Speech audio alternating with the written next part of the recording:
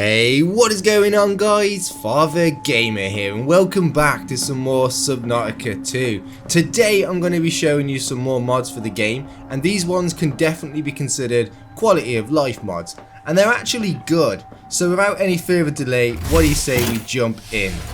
So the first mod that we're looking at today is the Flora Resonator mod, which converts your sonic resonator into a harvesting tool capable of harvesting your grow beds automatically. And this works on any type of harvestable, such as the ones you would have to normally collect with the E button or the ones that you would have to hit with the multi-tool. It's going to harvest them all, allowing you to harvest everything much quicker and saving you lots of time. In fact, I think we've pretty much filled up our inventory now.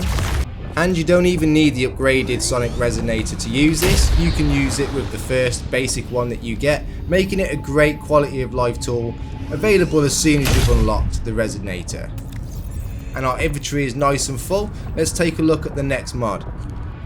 The next mod on today's list is the Permafrost Stasis Rifle, which converts the sonic resonator into a stasis gun, completely freezing any type of fish or life form in place, and they will remain frozen until you leave the area and come back again. And they can be frozen in two different ways. If the sonic bubble simply passes them or goes close to them, they're frozen, and if it explodes next to them, they're also frozen. And whenever you want to use the sonic resonator normally, you can disable the stasis effect with the F6 button so that it doesn't freeze things when you're trying to use it for gathering. This mod has multiple uses because as well as being able to stop pesky predators, it can also help you gather food quite easily. Look at this little group of fish now, we can just sweep up quite easily, and we can even hit them ones over there at range.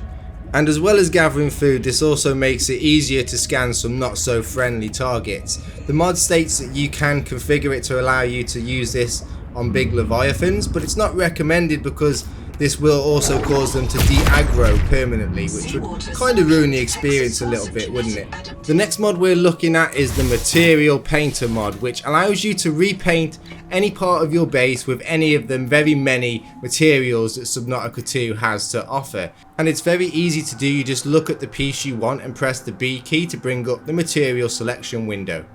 Then you can start painting by hitting E on whatever piece you wish to paint, and you can undo it if you don't like it with the Z key, allowing you to make your own custom designs like an all black base or whatever you can dream up.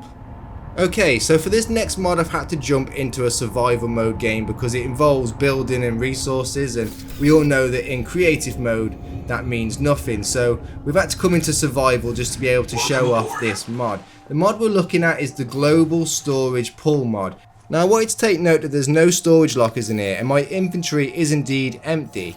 But what this mod does is allow you to build things by pulling resources from your storage in your other bases across the map. So for example, we're able to build this because I've got resources stored in a base close by and in a larger base across the trench. So it's using those resources right now to build whatever we're building over here, which is why you can see that it is finite, because I didn't actually take the time to gather a load of resources in advance to show this off. But I suppose that just proves that it's authentic, because I can't just build anything at will here. I can only build what I have resources for. So that kind of proves that, and proves that the mod works. But it's really handy because it means that we could travel long distances and not have to carry loads of resources with us if we wanted to build an outpost somewhere, like on the other side of the trench or something like that. If I just come over here, I'll show you what I mean. I've got a little, I just quickly set up a little sort of storage base over here, which actually housed the resources that we were just using then to build those parts. I just had them over here. Now even though this one is actually quite close, this will work in a base or storage you have anywhere on the map. So I don't think that distance has any limitation on it, so you can do whatever you want with it basically. Okay, so the final mod we're looking at today is a mod for the old Subnautica 1 fans, the hardcore fans. Do you recognise this by any chance? That's right, it's the knife. The knife return mod will allow you to have a knife in your hand once again, bringing that old feel of the first game back.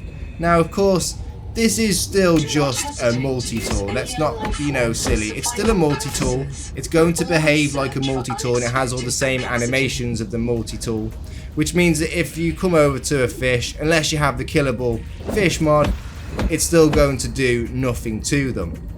But of course, you could use it to harvest everything like you would a multi-tool, and it feels like it did in the first game, again allowing you to slash at things like the good old-fashioned days with the knife. Definitely a mod for the old players. And that's going to wrap up today's mod video, but if you like the look of any of the mods that you've seen, as always I will leave links down in the video description below. And if you've enjoyed my video, then please feel free to hit that thumbs up button and let me know that you've enjoyed it. And if you're new to the channel, then go ahead and subscribe for more. I'm Father Gamer, bye for now.